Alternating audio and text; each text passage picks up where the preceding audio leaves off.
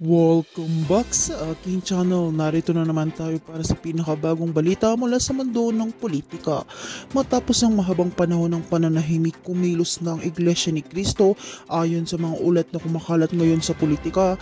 Ayon sa mga source, matindi ang naging desisyon ng kanilang mga leader na suporta ang hakbang ni Kong Marcoleta upang panagutin si dating Senate President Tito Soto. Ang naturang kilos ay umano'y bunga ng mga ebidensyang hawak ni Marcoleta tungkol sa mga anomalya na matagal nang itinatago sa publiko. Ipinahayag ng kampo ni Marcoleta na hindi sila patumpik-tumpik sa isang panayam. Iginiit niya na walang sino man ang dapat mas mataas sa batas kahit gaano pa kataas ang posisyon. Ayon pa sa mga balita, naghahanda na raw ang mga abogado upang isampa ang kaso laban kay Soto matapos makuha ang basbas ng ilang religious at political groups sa dating nananahimik.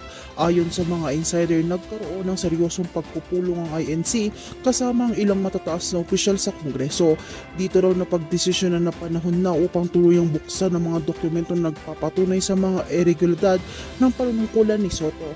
Kung ito ay tuluyang maisasubmit sa korte, posibleng humantong sa pagkakaaresto at pagkakulong ng dating opisyal.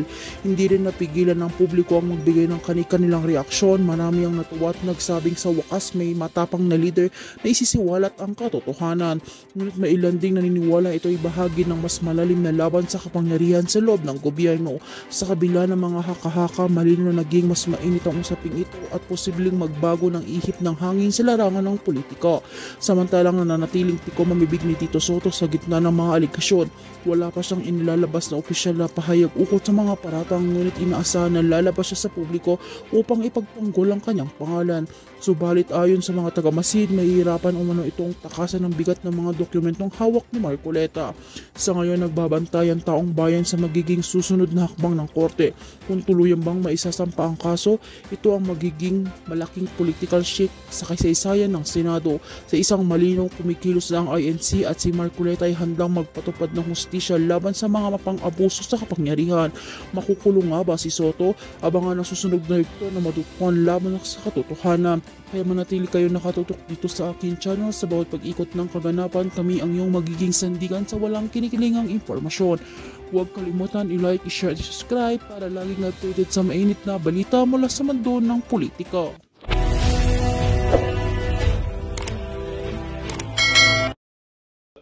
Very real na posible na ito sa malapit na hinaharap, probably days if not weeks, no? Na talagang massive na people power. Bakit? Lumabas na lahat, including the former Defense Secretary. Lumabas na noong over the weekend, no? Sa kalye. At talagang inamin na mismo ng Chief of Staff ng Armed Forces of the Philippines na maligalig na ang kalagayan ng mga sundalo. Hindi kasi tayo nakinig kay BP Sara Duterte. Ito sinabi niya Anong tanong?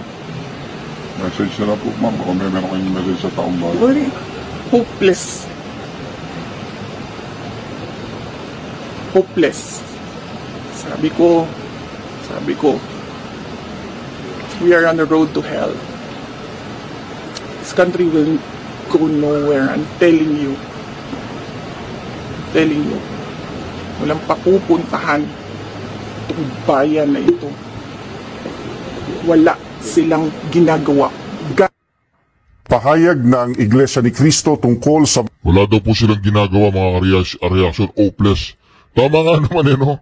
Anong mangyayari sa bahay ito? Tingnan niyo po ang nangyayari ako. Tingnan niyo ang nangyayari sa bahay natin. ng Iglesia ni Cristo tungkol sa mga investigasyon ng malawakang katiwalian sa mga flood control projects. Ang Iglesia ni Cristo ay payapang nagmamasid sa kasalukuyang nagaganap sa Pilipinas.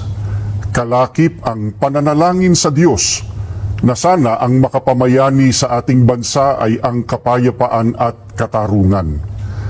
Ang mga pagtatalo-talo at pag-aalitan na ibinunga ng malaking iskandalo ng katiwalian sa libu-libong flood control projects ng kasalukuyang administrasyon at ang mga pag-aawayang pampulitika ang dahilan ng mga kaguluhan ngayon sa ating bansa. Nakita namin ang ginawang hakbang ng pamahalaan sa layuning alamin ang punot dulo ng mga napaulat na mga anomalya sa mga nasabing proyekto. Bukod sa sinimulang mga pagdinig tungkol dito ng Kamara at Senado, ay itinatag din ang Independent Commission for Infrastructure, ICI. Tulad ng maraming Pilipino, naghihintay din kami hindi lamang sa magiging resulta nito na dapat ay totohanan at mapagtitiwalaan, kundi kung paano ito maisasagawa ng walang pag-aalinlangan. Gaya ng nararapat, kailangang mapanagot ang pinakaugat ng mga pagnanakaw ng daan-daang bilyong piso sa kaban ng bayan sa panahon pa naman ng paghihirap ng mga mamamayan. Ito ay para mailapat ang katarungan at harinaway upang hindi na tularan pa ng iba. Subalit, hindi ito magagawa kung ititigil na ang investigasyon ng Senado, gaya ng napapabalitang gagawin ng liderato nito dahil sa hindi malinaw na dahilan. Gayun din, hindi rin makatutulong ang investigasyon ng ICI sa palihim nitong pag-iimbestiga. Ano pat anuman ang maging resulta nito ay posibleng hindi maging katanggap-tanggap sa mga mamamayan at makadagdag lamang sa nagaganap na kaguluhan at kawalang katiyakan.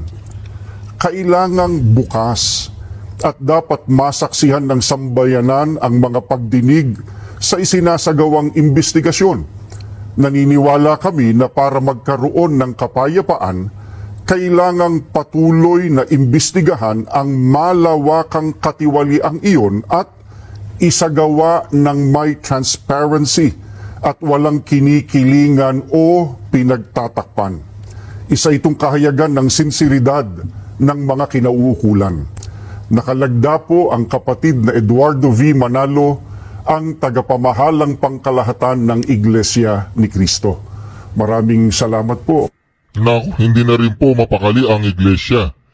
Hindi na rin po mapakali sa nangyayaring katarantaduan ng ICI na hindi po nilalantad sa atin, sa ginagawa nilang investigasyon na walang transparency.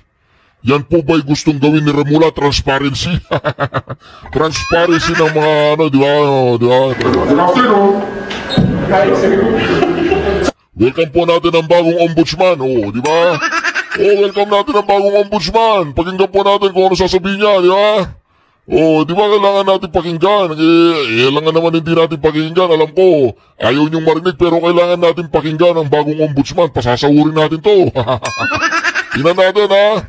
Huwag po kayong ma-high blood. Kailangan natin pakinggan, ha? Afternoon. Hi, sir. Sir, unang-una sir, congratulations sa Ombudsman Jesus Crispin Remulla po.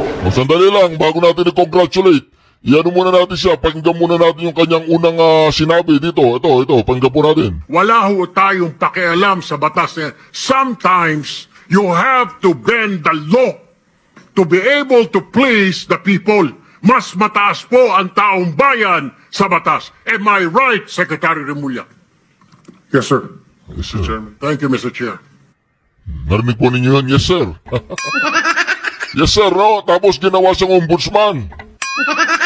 Ginawa siyang ombudsman. Bending the law, yes, sir. Tapos, ginawang ombudsman. Ako, mga kareaksyon. Magandang hapon. Sir, ano po maasahan ng publiko sa pagtayo niyo po bilang ombudsman? Transparency. And, Transparency daw. Ang unang-una niya gagawin, salin ni VP Sara Duterte. Ay, ano ginagabi natin? a lot of fashion. And probably, transparency, more openness from the office. I think the people want to know. Gusto nung nalaman ng taong bayan ng ginagawa ng ombudsman. Kaya, paliwanag natin sa kanila, yung ating ginagawa. Para malaman naman ng mga kababayan natin na may kapisilin ka na. Secretary, when you say transparency, you are open to the meeting. Magkakaroon ng ganung major office, I think that there will be more interviews and more news coming from the Ombudsman's office when we start in. I think it's a necessity that that is there sapagkat yung tao naghahanap talaga ng transparency and accountability sa taong bayan. At nung hinihingi ko yung trabaho nito, yun ang sa isip ko talaga na yung accountability mapalakas natin sa lahat. Bukod sa iba pang mga tungkulin na pwede nating gampanan sa pagiging ombudsman. Hindi lang naman ito prosecutorial. It also, as the voice of the people, yung mga kinakailangan gawin ng gobyerno ay dapat sinusubaybayan din ng ombudsman. What are your priority cases, Secretary? Ito muna tayo eh. We're entering the weeks of a firestorm. Eh, siyempre, let's sort out this mess that we're in right now. At hanapan natin na sagot, at hanapan natin na mananagot. Sagot at mananagot. Sir, ang dadatnan niyo po mga reklamo na sir yung mga flood control. Ano po sir yung aasahan po ng publiko? Una-una, napag-aralan na namin ang ibang problema niya, hindi naman lahat. At least, yung first district ng Bulacan na DPWH, napag-aralan na namin ang problema. You've studied it here already. So, ang mahalaga kasi ngayon sa rules ng ombudsman, may fact-finding. Ipa-validate namin lahat ng data na sasabi. Yung mga final na ICI, yung na-file ng ipa-file ng DOJ with regards to those above standard grade 27 and above. At yun, makasakan nagkakalang yan ng mabilis. At susubukan natin pabilisin ang proseso. Kasi nga, hindi naman ito lihim na sa atin. Alam na natin ang nangyari. Kaya pabibilisan natin ang pagkakas. Sir, ano pong advantage na kayo po ay nakatutok din dun sa kasong ito dito po sa DOJ? Ano kasi yan eh, meron talagang relasyon ang ombudsman sa DOJ. Kasi nga, meron memorandum of agreement yan, may kasunduan ng DOJ at Ombudsman's Office. Tungkol sa paglatag ng kaso sa RTC na ang gaganap dyan ay ang DOJ. Ito yung mga salary grade below 37. Ito yung mga pwedeng usiti ng DOJ. Kaya tuloy-tuloy ang relationship na to. Tuloy-tuloy ito. At mga marahil ay gagawin pa ng ibang refinement para mas mabilis ang proseso. Sir, isa din po sa dadatnan nyo doon. So, ibig sabihin mga kareaksyon, dalawa na yung hawak ni Remula, DOJ tsaka Ombudsman. Ganun po ang mangyayari dyan mga kareaksyon. Siya yung mayawak eh. Hindi ko alam siya yung presidente natin ngayon. Siya yung presidente, vice president si Bersamin ang vice president. Ay, yan po ang nangyayari sa ating bayan mga kareaksyon. Yan po ang realidad. Yan ang reality, katotohanan na nangyayari ngayon na ang ating ombudsman ay isang yes sir. Ayaw niyo, gusto niyo marinig ulit? Yung yes sir niya. Yan ang ating ombudsman. Wala eh, ganyan talaga ang ating presidente. Di ba ang presidente natin oy, Bobo Marcos, bumaba ka na dyan. Wala na, wag ka na magkunwari presidente. Wala ho tayong pakialam sa batas na sometimes you have to bend the law to be able to please the people. Mas mataas po ang taong bayan sa batas. Am I right, Secretary Remulla? Yes, sir. Mr. Chairman. Thank you, Mr. Chair. Yan po ang dahilan mga kareaksyon kaya ako laging pinapalabas to. Ito ang dahilan. Kasi alam ko na magiging ombudsman si Boying Remula. Kaya ako lang pinapalabas ito mga kareaksyon sa ating video araw-araw para ma-remind kayo, ma-remind ang ating mga kababayan na kung anong klaseng trabahante meron tayo sa ating bayan.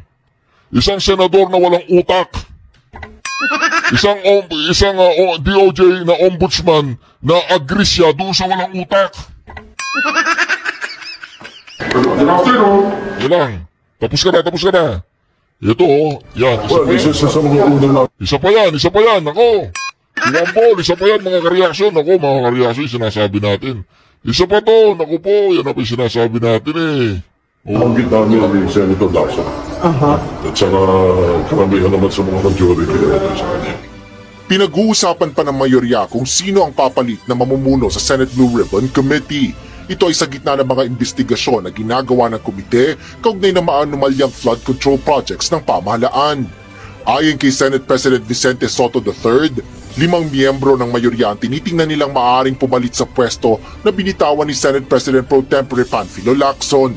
Ilan sa mga pinangalanan ni Sotto na posibleng maging Blue Ribbon Chairperson ay sina Senators J.V. Ejercito, Raffy Tulfo, Francis Kiko Pangilinan, Risa Ontiveros at Pia Cayetano.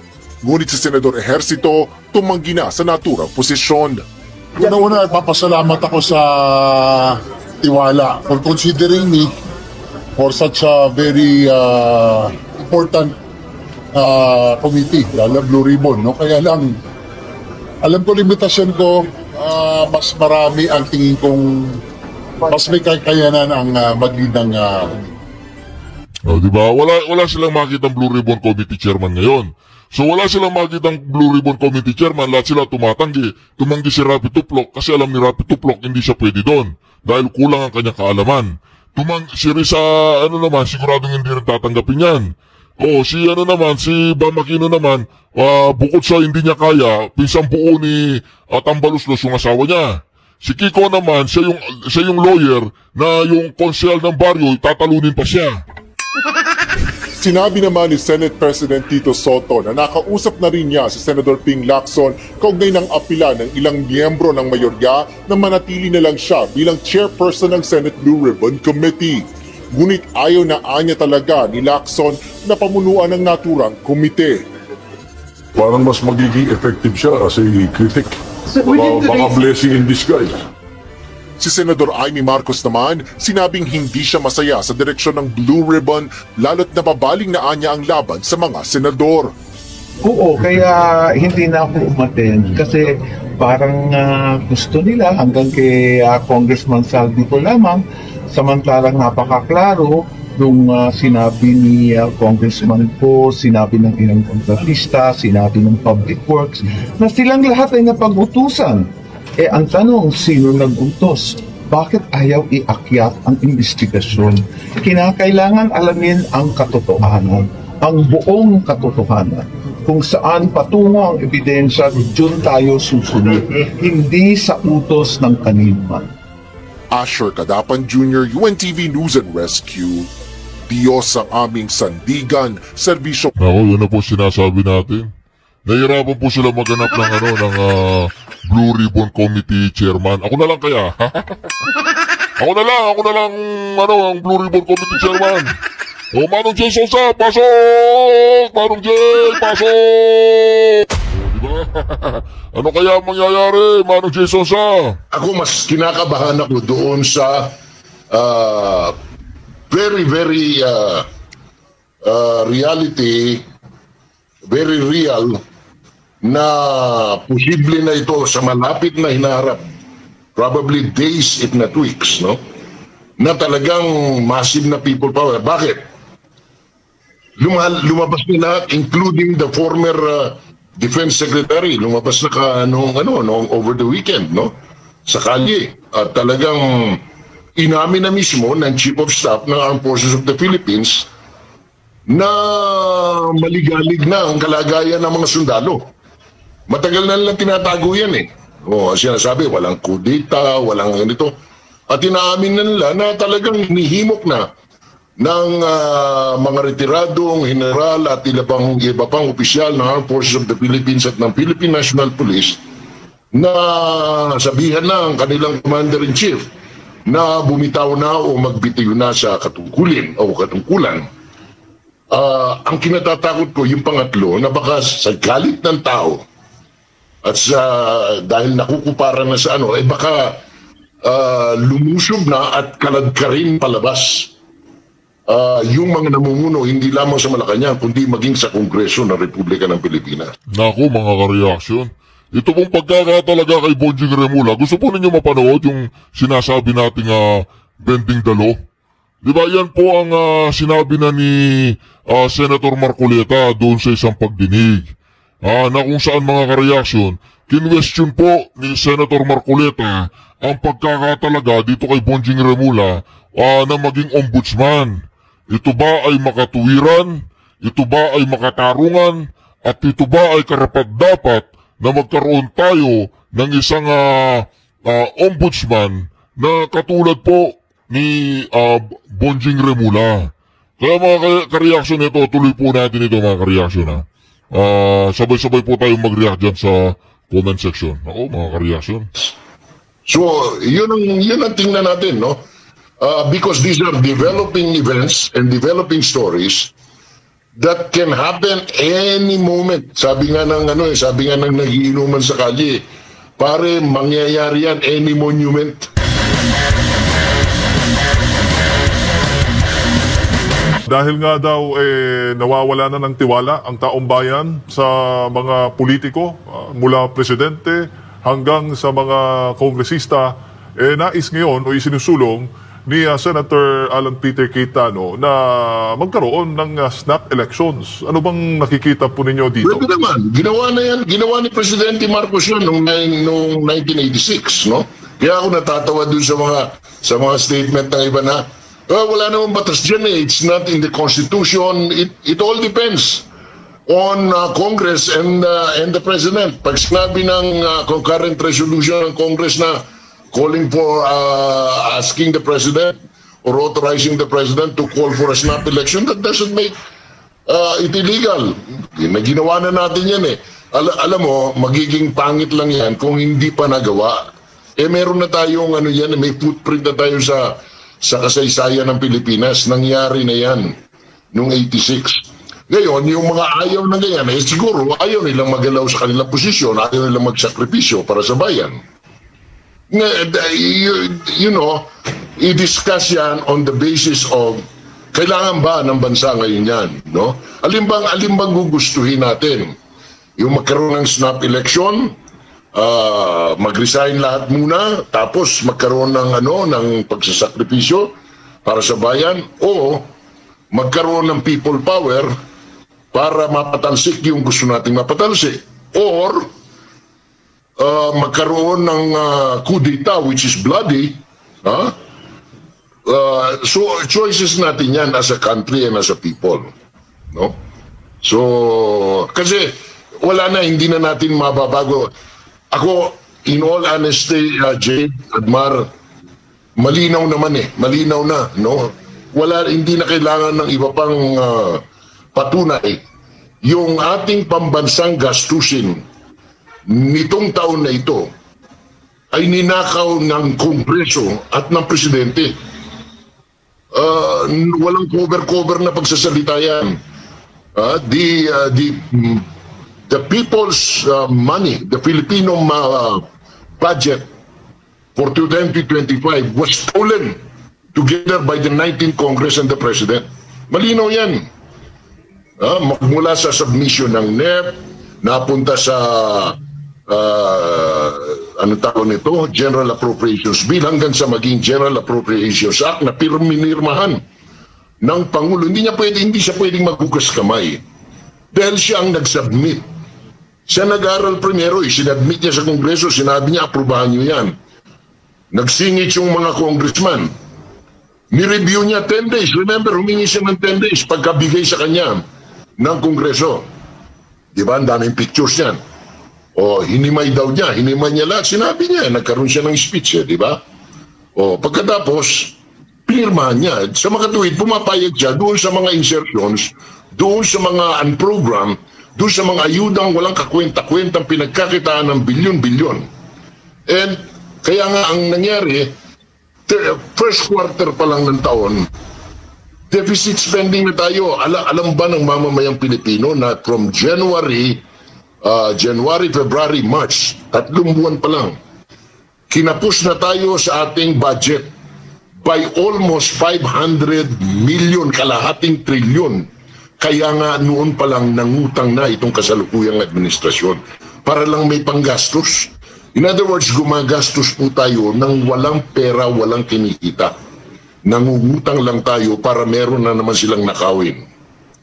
Sorry for using the word, no? Manong Jay, mayong buntag si Admar po. Nakikita niyo po ba na parang sinubukan lang, parang inaalog lang itong itong sitwasyon ngayon para makita kung ano yung kanilang magiging komento. Kasi sentro pa rin ng debate yan kung legal ba, constitutional ba ang snap elections, dahil nung nangyari po yung snap elections, wala pa po yung 1987 constitution natin, 1986 pa ata yung nangyari yung snap elections, so maaaring magbago. Pero ang sinusubukan lang dito is yung, kasi kung babalikan mo yung panukala, ano yung pinaka-reason bakit napalutang itong snap election? Dahil nga nawawala na ng tiwala. At ngayon, dito sa mga komento mula sa iba't ibang mga personalidad at politiko, mababasa natin kung sino ba ang seryoso talaga sa transparency, sino ba ang seryoso talaga sa pagbabago para malabanan itong korupsyon, Manong Jay.